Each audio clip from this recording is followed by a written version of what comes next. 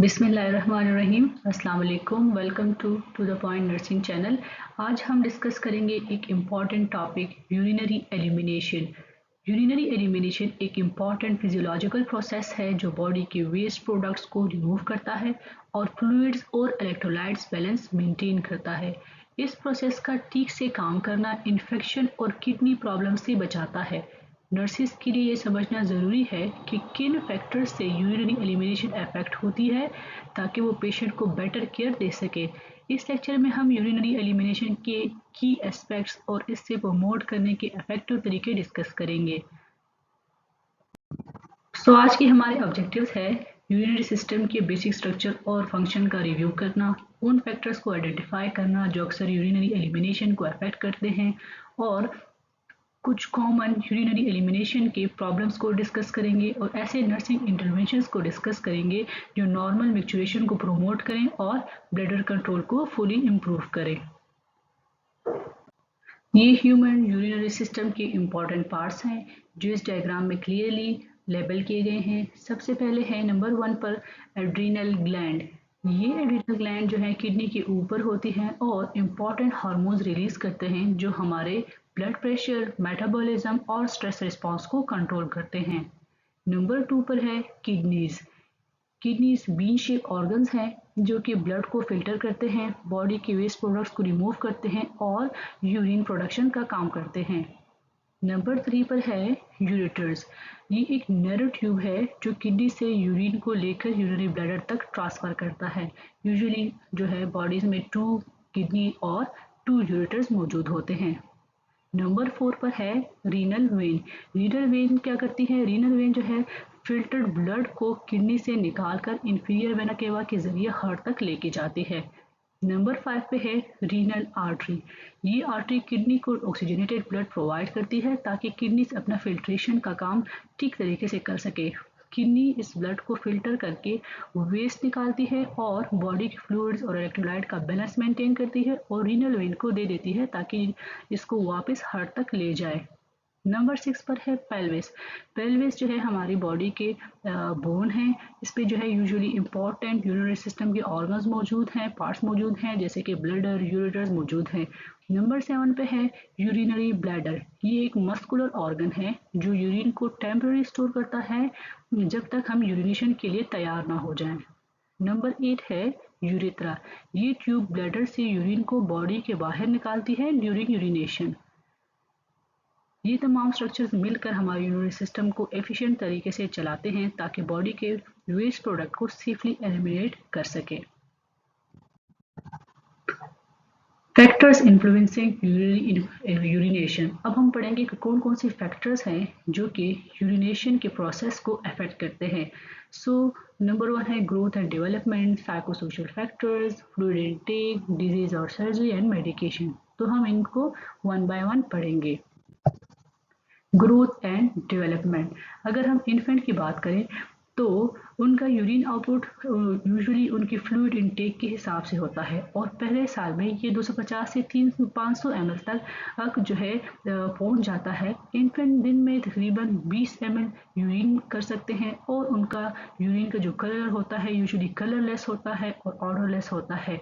इनकी specific gravity जो है तकरीबन 1.008 होती है, मतलब कि इनकी specific gravity as compare to adult कम होती है क्योंकि उनकी किडनीज अभी मेच्योर नहीं होती, वो यूरिन को कॉन्सेंट्रेट नहीं कर सकते। इन्फेंट्स का यूरिन कंट्रोल नहीं होता। ज़्यादातर बच्चे जो है 2 से 5 साल के बीच में यूरिनरी कंट्रोल डेवलप करते हैं और पहला कंट्रोल दिन का होता है, रात का कंट्रोल यूजुअली वो बाद में आता है। अगर हम बात करें प्री स्कूलर्स की, प्री स्कूलर्स बच्चे इंडिपेंडेंट टॉयलेटिंग कर लेते हैं।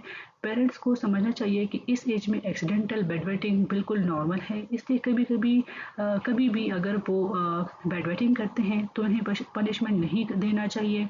बच्चों को ये सिखाना ज़रूरी है कि टॉयलेट के बाद हाथ धोएं और फ्लश करना ना भूलें और लड़कियों को फ्रंट से बैक की तरफ वाइप करने का तरीका ज़रूर बताना चाहिए ताकि इन्फेक्शन से बचाया जा सके। अगर हम बात करें स्कूल एज चिल्ड्रन की, जब बच्चे 5 से 10 साल तक के होते हैं उनका एलिमिनेशन सिस्टम मेच्योर होना शुरू हो जाता है। इस दौरान किडनीज का साइज डबल हो जाता है। बच्चे दिन में 6 से 8 बार यूरिनेट करते हैं लेकिन कुछ बच्चों में इन्यूरेसिस यानी बेड वेटिंग का इशू होता है। तकरीबन 10% बच्चे 6 साल तक ब्लैडर कंट्रोल अचीव कर लेते हैं। नॉक्टर्नल इन्यूरेसिस यानी सोने के दौरान इनवॉलंटरी यूरिन का पास करना इस एज में भी होता है। मतलब इस तक एज तक 5 से 10 साल तक भी वो नाइट में बेड वेटिंग कर सकते हैं। इस एज में भी ये नॉर्मल है। अगर हम बात करें ओल्डर एज के लोगों की, जैसे जैसे उम्र बढ़ती है तो किडनी का एक्सक्रीटरी फंक्शन थोड़ा कम हो जाता है, लेकिन सीरियस प्रॉब्लम्स तभी होती हैं जब कोई डिजीज़ हो। सो ब्लड फ्लो एथेरोस्क्लेरोसिस की वजह से कम हो सकता है और फंक्शनिंग नेफ्रॉन्स की तादाद भी थोड़ी कम हो सकती है। ओल्डर एडल्ट्स में यूजुअली फ्लूइड इम्बैलेंस, सर्जरी या इलनेस की वजह से किडनी फंक्शन स्लो हो सकता है और मेडिकेशन की टॉक्सिसिटी का रिस्क बढ़ जाता है। ब्लैडर में भी चेंजेस नोटिसेबल होती हैं क्योंकि यूरिनरी एजेंसी और फ्रीक्वेंट यूरिन के कंप्लेंट्स ओल्डर एज में ज़्यादा होते हैं। मर्दों में यूजुअली जो है इन लार्ज प्रोस्टेट और औरतों में मसल्स वीकनेस ब्लैडर इश्यूज का कॉज करते हैं। ब्लैडर कैपेसिटी और एम्प्टी होने की एबिलिटी दोनों उम्र के साथ साथ कम हो जाती है, इसलिए रात में बार बार यूरिनेशन और इन्फेक्शन का रिस्क ओल्ड एज में बढ़ जाता है।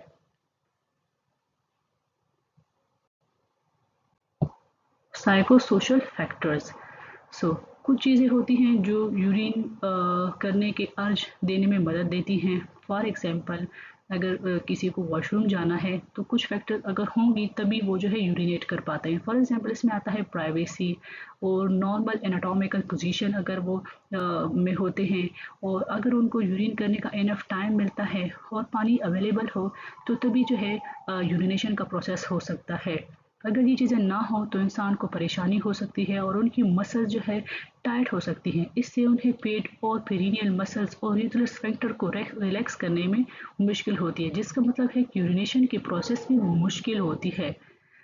कभी कभी लोग खुद भी यूरिन को रोक लेते हैं, जैसे जब उन्हें वक्त की कमी महसूस हो। फॉर एग्जांपल अगर हम ऑन ड्यूटी नर्सिस की बात करें, वो अक्सर अपनी अर्जेंसी को इग्नोर कर देते हैं ताकि वो पहले काम कंप्लीट करें और उसके बाद वो कोशिश करते हैं कि वॉशरूम जाए। Food and fluid intake. Okay, जब हम पानी पीते हैं या कुछ भी फ्लूइड लेते हैं, हमारी बॉडी उस फ्लूइड को बैलेंस करती है। मतलब अगर हम ज़्यादा फ्लूइड लेते हैं तो हमारी बॉडी उन्हें ज़्यादा निकालता है। कुछ ड्रिंक्स जैसे कि अल्कोहल और जो है बॉडी के हार्मोन को क्या करती हैं, रिलीज करने से स्टॉप कर देती हैं, जो कि यूरिन के प्रोडक्शन को फर्दर इंक्रीज कर देता है। सो जैसे हमारे पास अल्कोहल है, अल्कोहल क्या करता है कि यूरिन आउटपुट को इंक्रीज करता है। कुछ कैफिनेटेड ड्रिंक्स जो हैं जैसे कि कॉफ़ी हो गया, चाय हो गई, कोला हो गया, ये भी क्या करते हैं, यूरिन की प्रोडक्शन को इंक्रीज करते हैं। लेकिन अगर हम साल्टी फूड्स खाते हैं या हम सोडियम ज़्यादा लेते हैं तो हमारी बॉडी क्या करती है, एक्स्ट्रा वाटर को होल्ड करती है बॉडी के अंदर, ताकि बॉडी के अंदर इलेक्ट्रोलाइट्स को बैलेंस किया जा सके। कुछ फूड्स और ड्रिंक्स यूरिन का रंग भी बदल देते हैं। फॉर एग्जांपल अगर हम बीट्स खाते हैं तो यूरिन का कलर यूजुअली पिंकिश या रेड हो सकता है, और अगर हम कैरोटीन वाले फूड्स खाते हैं तो यूरिन का कलर लाइट येलो हो सकता है। Medications, disease and surgery.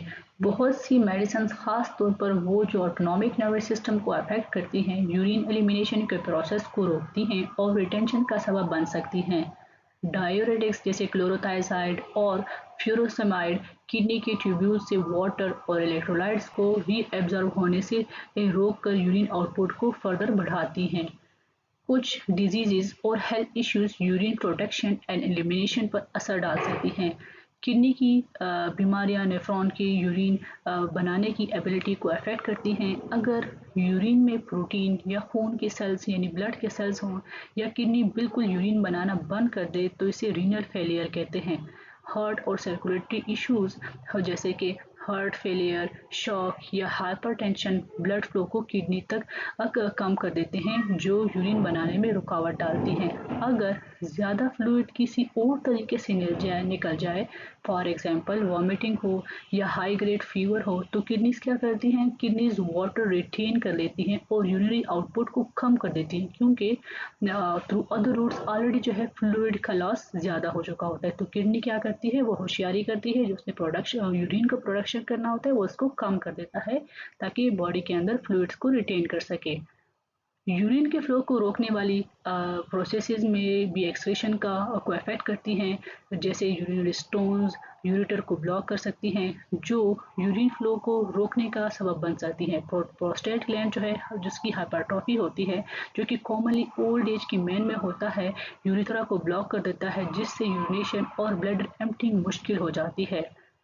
अगर हम सर्जरी की बात करें, कुछ सर्जरीज और डायग्नोस्टिक प्रोसीजर यूरिन के पैसेज को अफेक्ट करते हैं। सिस्टोस्कोपी जिसमें ये कॉमन है, इसमें क्या होता है, इसमें अगर सिस्टोस्कोपी करते हैं उसके बाद यूरिथ्रा स्वेल हो जाता है और यूरिनरी ट्रैक के किसी भी हिस्से पे सर्जरी के बाद पोस्ट ऑपरेटिवली ब्लीडिंग हो सकती है, जिससे यूरिन जो है कॉमनली पिंक हो सकता है या रेड हो सकता है।